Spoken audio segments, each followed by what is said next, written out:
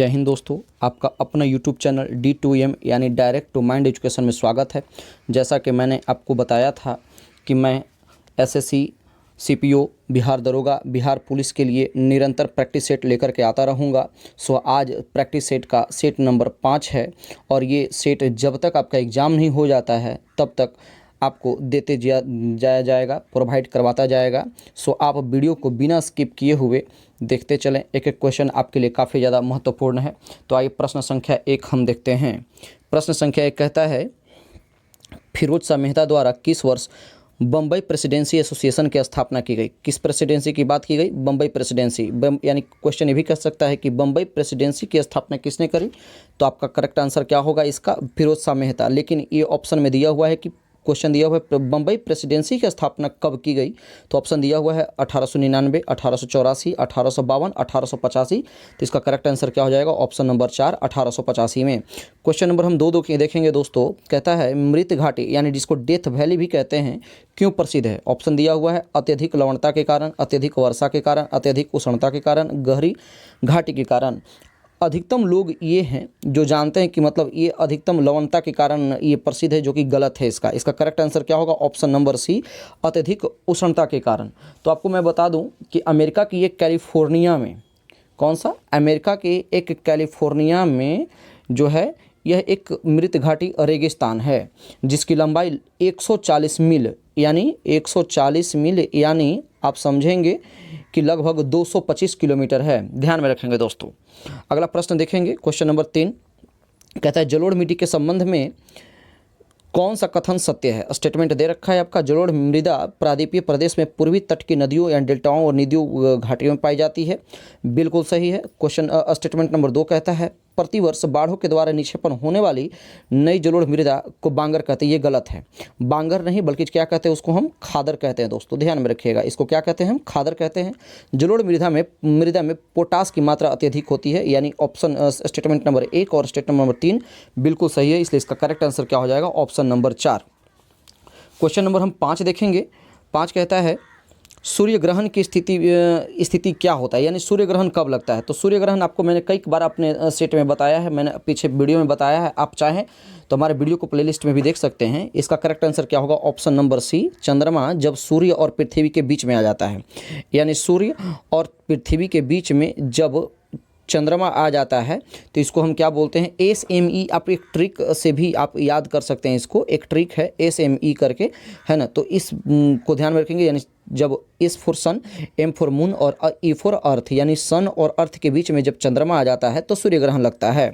और आपको पता होना चाहिए कि सूर्य ग्रहण कब लगता है। तो हमेशा जब भी लगता है तो ये अमावस्या के दिन लगता है, जबकि चंद्र ग्रहण पूर्णिमा के दिन लगता है दोस्तों। तो 4 का करेक्ट आंसर क्या हो जाएगा? Option number C. 5 number question देखेंगे।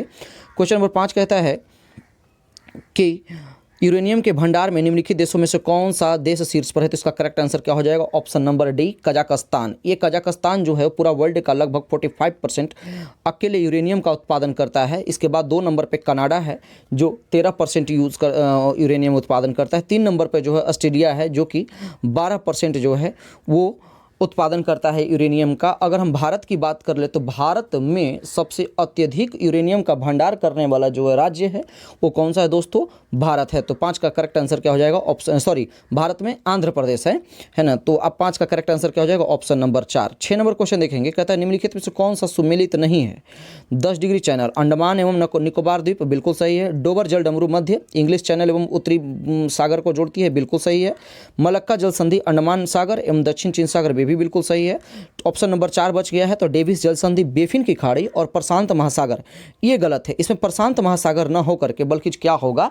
बेफिन की खाड़ी की जगह पे प्रशांत महासागर ना होकर के वहाँ पे ग्रीनलैंड होगा। यानी जब बेफिन की खाड़ी दिया हुआ है तो ग्रीनलैंड इसको देना चाहिए। क्या देना चाहिए दोस्तों? ग्रीनलैंड।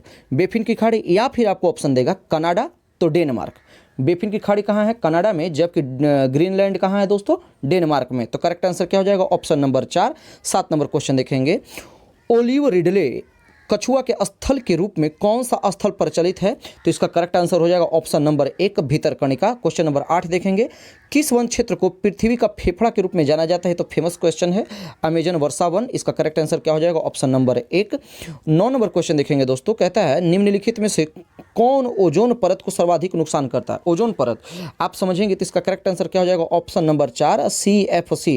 ये CFC ऐसा जो गैस है ना, जो ओजोन परत को दिन प्रतिदिन जो है नुकसान पहुंचाते जा रहा है, यानी क्या बोलते हैं उसको, पतला करते जा रहा है। ओजोन लेयर पतला होते जा रहा है, जिसके वजह से हम लोगों को अल्ट्रा वायलेट रे जो है हम लोग को डायरेक्ट यानी ज़्यादा ही प्रभावित कर रहा है। ध्यान में रखेंगे दोस्तों। और आपको बता दें कि ओजोन लेयर से या फिर ओजोन दिवस कब मनाया जाता है? तो 16 सितंबर को जो है ओजोन दिवस मनाया जाता है। ध्यान में रखिएगा।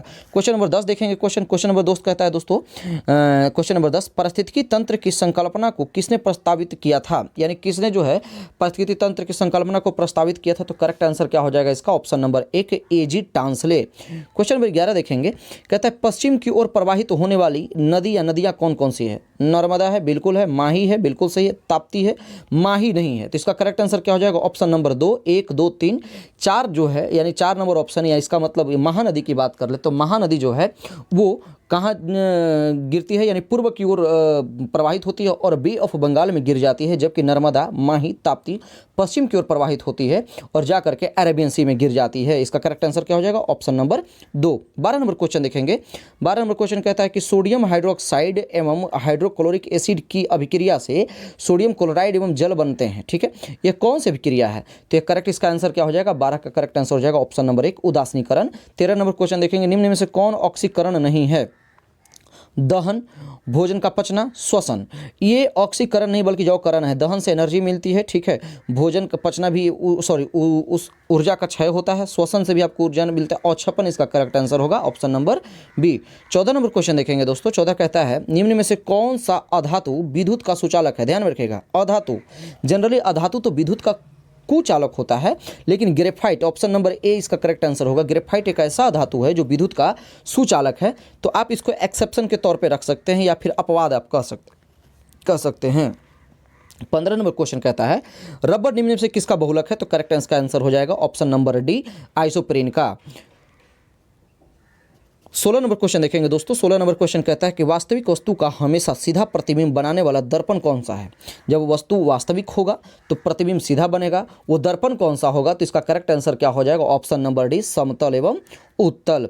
17 नंबर क्वेश्चन देखेंगे, विद्युत चुंबक बनाने के लिए प्रायः किस पदार्थ के छड़ का प्रयोग किया जाता है? तो इसका करेक्ट आंसर क्या हो जाएगा? Option number B. ये सब VVI क्वेश्चन है और बहुत ही इजी क्वेश्चन है।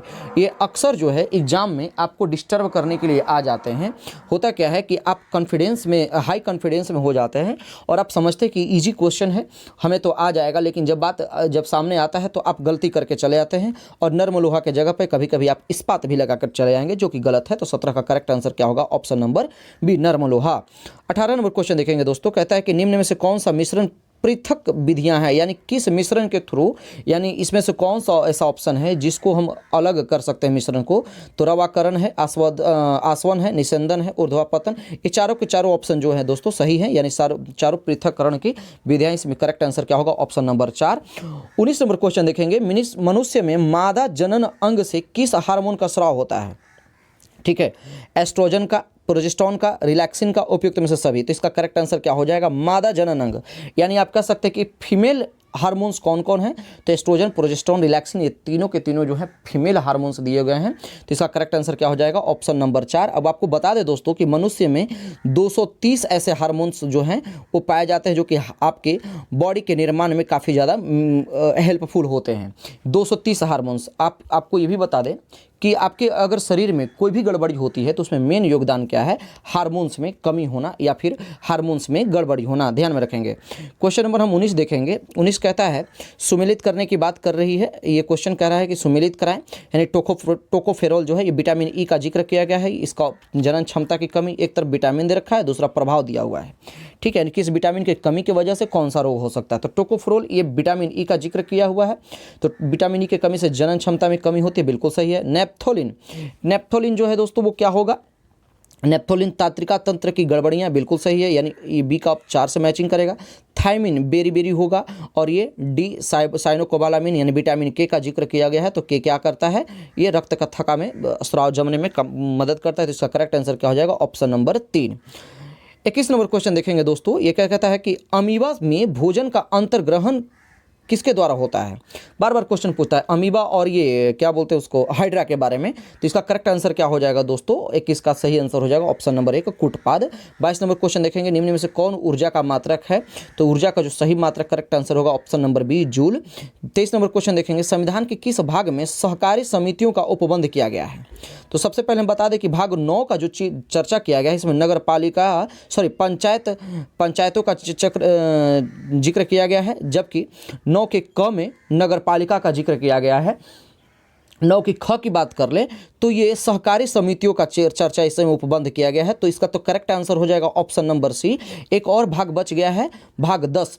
इसमें क्या है दोस्तों कि इसमें अनुसूचित जाति अनुसूचित जनजाति के प्रशासन, अनुसूचित जाति अनुसूचित जनजाति के प्रशासन के विषय में उपबंध किए गए हैं। ध्यान रखेंगे, ये मस्ट वीवीआई क्वेश्चन है, ध्यान में रखिएगा। 24 नंबर क्वेश्चन देखेंगे दोस्तों। 24 नंबर क्वेश्चन कहता है कि निम्न कथनों पर विचार व्यक्त कीजिए, यानी कौन सा स्टेटमेंट सही है। स्टेटमेंट नंबर फर्स्ट कहता है उच्चतम न्यायालय 6 प्रकार की रिट जारी करता है, जबकि उच्च न्यायालय 5 प्रकार की रिट जारी करता है। तो ये तो बिल्कुल गलत है। रिट 5 प्रकार का ही होता ही है, तो फिर सुप्रीम कोर्ट यानी उच्चतम न्यायालय 6 प्रकार का रिट कैसे जारी कर देगी, ये इसका गलत स्टेटमेंट है। 5 प्रकार का रिट होता है। अनुच्छेद 32 के तहत सर्वोच्च न्यायालय रिट जारी करता है, जबकि अनुच्छेद 226 के तहत उच्च न्यायालय रिट जारी करता है। ये करेक्ट आंसर है। तो आपको बता दें तो इसका ऑप्शन क्या होगा, केवल 2, ऑप्शन नंबर बी, ध्यान में रखिएगा। अब हम रिट की बात करें तो रिट 5 प्रकार का होता है। क्वेश्चन में पहले जो पुराने एग्जाम्स होते थे, प्रीवियस एग्जाम्स, तो उस पर पूछ दिए जाते थे। पहले आप हिंदी में ही पूछ दिया जाता था, लेकिन अब एग्जाम का पैटर्न चेंज होते गया, बच्चे भी तेज होते गए, इंटेलिजेंट होते गए, थोड़ा एग्जामिनर भी एडवांस हो गया। वो क्या किया है कि अब हिंदी के बजाय कभी कभी इंग्लिश भी देते चला गया है। तो आप जरा 5 रिट को देख लेंगे। फर्स्ट रिट क्या है, बंदी प्रत्यक्षीकरण, जिसको इंग्लिश में हम हैबियस कॉर्पस बोलते हैं। दूसरा है परमादेश रिट, जिसको मैंडामस बोलते हैं। तीसरा है प्रतिबंध, जिसको प्रोहिबिशन कहते हैं। चौथा है उत्प्रेषण, जिसको सर्टोरियरी कहते हैं। 5वां है अधिकार परीक्षा, जिसको हम क्यो वारंटो बोलते हैं। ध्यान में रखिएगा। अगला क्वेश्चन देखिए कि क्वेश्चन नंबर हम 25 की बात करें तो क्वेश्चन नंबर 25 कहता है मौलिक कर्तव्यों के संबंध में निम्न में से कौन सा सही है। कौन सा सही है दोस्तों, कहता है सरदार स्वर्ण सिंह समिति के सुझाव पर भारतीय संविधान में मौलिक कर्तव्य जोड़ा गया, बिल्कुल सही है। सरदार स्वर्ण सिंह समिति ने संविधान में 8 मूल कर्तव्यों का जोड़ने का सुझाव दिया, ये भी बिल्कुल सही है। 42वां संविधान संशोधन के द्वारा 10 मौलिक कर्तव्य संविधान में जोड़े गए, ये भी बिल्कुल सही है। और लास्ट ऑप्शन दिया हुआ है स्टेटमेंट वर्तमान में भारतीय संविधान में 12 मौलिक कर्तव्य, गलत, 12 नहीं बल्कि 10 मौलिक कर्तव्य हैं। तो इसका करेक्ट आंसर क्या हो जाएगा, ऑप्शन नंबर सी हो जाएगा। 25 का आंसर 1, 2, 3 तीनों सही हैं, बाकी 4 नंबर स्टेटमेंट गलत है। 26 नंबर क्वेश्चन देखेंगे, कहता है 1919 के भारतीय शासन अधिनियम की निम्नलिखित में से कौन सी प्रमुख विशेषता है। तो इसका क्वेश्चन क्या है, स्टेटमेंट दे रखा है केंद्र द्वारा प्रांतों को विधायी शक्ति का हस्तांतरण, बिल्कुल सही है। प्रांतों की कार्यकारिणी सरकार में द्वैध प्रशासन की व्यवस्था, ये भी सही है। इसके तहत पहली बार केंद्रीय बजट को राज्य बजट से अलग किया गया। तो इसका करेक्ट आंसर क्या हो जाएगा, ऑप्शन नंबर 4, इनमें से सभी।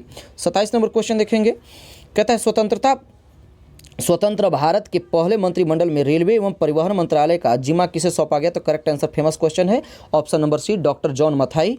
28 नंबर क्वेश्चन देखेंगे दोस्तों, कहता है निम्नलिखित में से कौन सा राज्य के नीति निर्देशक सिद्धांत नहीं है। ऑप्शन दे रखा है कुटीर उद्योगों का विकास करना, बिल्कुल सही है। इसके बाद कहता है आजीवक के पर्याप्त साधनों का अधिकार करना, ये भी सही है।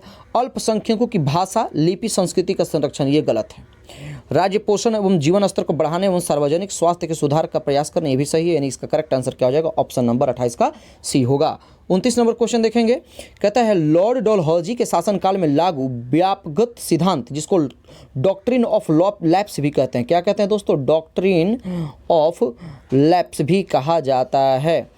यानी व्यापगत सिद्धांत के कारण ब्रिटिश साम्राज्य में शामिल किए गए राज्यों की सूची में कौन सा शामिल नहीं था। सतारा था, बिल्कुल सही है। बघाट था, झांसी था, अवध नहीं था। इसका 29 का करेक्ट आंसर क्या हो जाएगा, ऑप्शन नंबर सी।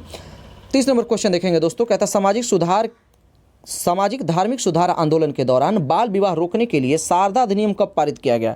तो जब बात शारदा अधिनियम की करें तो करेक्ट आपका आंसर होना चाहिए ऑप्शन नंबर डी 1930, है ना। कभी भी 1929 नहीं लगाएंगे। 1929 में क्या हुआ था कि 28 सितंबर, कब दोस्तों? 28 सितंबर 1929 को बाल विवाह अधिनियम पारित किया गया था, जिसमें विवाह की, जो लड़कियों की विवाह का जो उम्र रखा गया था 14 वर्ष रखा गया था, जबकि लड़कों के लिए जो विवाह का उम्र था वो 18 वर्ष तय की गई थी। बाद में जो शारदा एक्ट के संस्थापक यानी हरविलास शारदा, किसने? हरविलास शारदा ने इस एक्ट में संशोधन किया और संशोधन करके 1930 में जो लड़कियों की विवाह की उम्र है वो 14 से 18 वर्ष कर दिए गए और फिर लड़कों की जो शादी का उम्र है वो 18 के बजाय 31 वर्ष कर दिए गए। तो करेक्ट आंसर क्या हो जाएगा? ऑप्शन नंबर 4 होगा। 31 नंबर क्वेश्चन देखेंगे दोस्तों, कहता है कि भारत में हुए किसान आंदोलन के प्रथम भारतीय किसान स्कूल की स्थापना किसके द्वारा की गई? यानी फार्म स्कूल की बात की जा रही है, फार्मिंग स्कूल की बात की जा रही है, ध्यान में रखिएगा। तो इसका करेक्ट आंसर क्या होगा? ऑप्शन नंबर बी, एनजी रंगा। इंडियन मिरर की बात कर लें, क्वेश्चन नंबर 32 कहता है कि इंडियन मिरर समाचार पत्र, है ना, इंडियन मिरर समाचार पत्र जो कि का संपादक किनके द्वारा किया गया था? तो बता दें कि इंडियन मिरर जो समाचार पत्र है दोस्तों, कोलकाता में 1861 में देवेंद्रनाथ टैगोर के साथ साथ एक और व्यक्ति थे जिनका नाम था मनमोहन घोष। ठीक है, तो मनमोहन घोष और देवेंद्रनाथ टैगोर ने 1861 में जो है इंडियन मिरर समाचार पत्र का संपादन किया था। आपके ऑप्शन में सिर्फ देवेंद्रनाथ टैगोर दिया हुआ है, इसलिए इसका करेक्ट आंसर हो जाएगा ऑप्शन नंबर सी। अगर मनमोहन घोष दिए होते तो वो भी इसका आंसर होते, ध्यान में रखिएगा। क्वेश्चन नंबर हम 33 देखेंगे। 33 कहता है कांग्रेस के किस अधिवेशन के दौरान पृथक निर्वाचन पद्धति को अस्वीकार किया गया? तो इसका करेक्ट आंसर क्या हो जाएगा? ऑप्शन नंबर सी, 1909 के लाहौर अधिवेशन में। 34 नंबर क्वेश्चन देखेंगे, कहता है मुस्लिम लीग के द्वारा प्रत्यक्ष कार्यवाही दिवस कब मनाया गया? तो इसका करेक्ट आंसर क्या हो जाएगा? ऑप्शन नंबर सी, 16 अगस्त 1946 को। 35 नंबर क्वेश्चन है दोस्तों, कहता है निम्नलिखित में से कौन सा कथन है जालियांवाला बाग कांड के संबंध में सही नहीं है? तो इसका करेक्ट आंसर क्या हो जाएगा? 35 का सही आंसर हो जाएगा ऑप्शन नंबर 4। इसके उपरांत गांधी ने सत्याग्रह का प्रथम सफल प्रयोग किया, ये तो बिल्कुल ही गलत है। गांधी ने अपना प्रथम सत्याग्रह की अगर बात करें कि कहाँ प्रयोग किया गया था तो गांधी के द्वारा तो वो दक्षिण अफ्रीका में किया गया था, ध्यान में रखिएगा। ठीक है, क्वेश्चन नंबर हम 36 की बात कर ले तो 36 नंबर क्वेश्चन कहता है भारत में चांदी सर्वप्रथम किस काल में पाई गई? तो इसका करेक्ट आंसर क्या है? ऑप्शन नंबर 1, हड़प्पा सभ्यता काल में। और हड़प्पा सभ्यता काल को आपको मैंने पहले सेशन में बताया है कि हड़प्पा सभ्यता काल को कांस्य युगीन जो है सभ्यता भी के भी नाम से जाना जाता है ना, न कि ताम्र युगीन कभी भी नहीं लगाएंगे। आगे क्वेश्चन नंबर हम 37 देखेंगे दोस्तों। 37 नंबर क्वेश्चन कहता है किस शासक ने शिलादित्य की उपाधि धारण की? तो फेमस क्वेश्चन है और बहुत इंपॉर्टेंट भी क्वेश्चन है। तो क्वेश्चन नंबर इसका आंसर क्या हो जाएगा? 37 का आंसर हो जाएगा सी, हर्ष ने, यानी हर्षवर्धन ने, सॉरी हर्ष ने, ध्यान में रखिएगा। क्वेश्चन नंबर हम 38 की ओर चलें तो 38 नंबर क्वेश्चन कहता है कि किस संत निम्नलिखित में से किस संत को कृष्ण और विष्णु का अवतार माना जाता है? किस संत को कृष्ण और विष्णु का अवतार माना जाता है? वीवीआई क्वेश्चन है, तो इसका करेक्ट आंसर क्या हो जाएगा? ऑप्शन नंबर 4 इसका करेक्ट आंसर हो जाएगा। चैतन्य महाप्रभु को कृष्ण और विष्णु का अवतार माना जाता है। क्वेश्चन नंबर 39 देखेंगे दोस्तों, कहता है प्रसिद्ध विक्रमशिला विश्वविद्यालय की स्थापना भागलपुर जो कि बिहार में है में किस शासक के द्वारा की गई थी? फेमस क्वेश्चन है, आसान क्वेश्चन है, धर्म के पाल के द्वारा। ऑप्शन 39 का आंसर सी होगा, करेक्ट आंसर है इसका। 40 नंबर क्वेश्चन देखेंगे, निम्न में से किस शासक ने महात्मा बुद्ध की सेवा में अपने राजवैद्य जीवक को भेजा था? तो ये बिंबिसार जो है वो महात्मा बुद्ध की सेवा में आजीवक को, है ना, राजवैद्य जो है आजीवक को भेजा था, जीवक को भेजा था, ध्यान में रखिएगा। 40 का correct answer option number C. 41 number question देखेंगे, किसके शासन काल में इब्न बतूता भारत आया था? तो भारत जो है इब्न बतूता पहले आया कब था? तो 1333 ईस्वी में जो है एमबीटी, कौन सा? एमबीटी यानी मोहम्मद बिन तुगलक के शासनकाल में आया था भारत। बताया जाता है ये कहाँ का रहने वाला था? ये मोरक्को का रहने वाला था दोस्तों। कहाँ का रहने वाला था? मोरक्को का रहने वाला था। माना जाता है कि इब्न बतूता लगभग भारत में 15 वर्षों तक रहा। ठीक है, इन्होंने अपना अनुभव को अपने द्वारा लिखी गई पुस्तक सीयूकी में साझा की है। क्वेश्चन नंबर हम 42 देखेंगे। 42 कहता है कि हड़प्पा सभ्यता की किस प्रकार की सभ्यता थी? हड़प्पा सभ्यता किस प्रकार की सभ्यता थी? अभी अभी मैंने जिक्र किया कि एक कांस्य युगीन थी, कभी भी ताम्र युगीन नहीं लगा करके आएंगे।